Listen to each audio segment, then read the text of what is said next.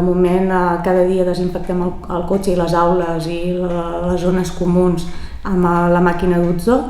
i doncs li passem productes desinfectants a les superfícies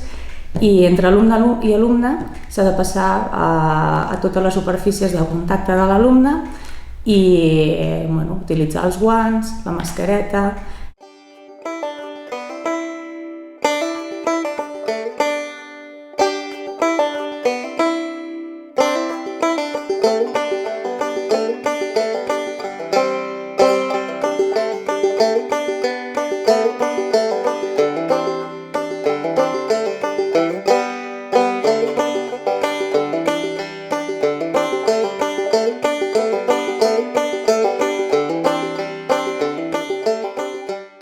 Creiem que encara no és suficient,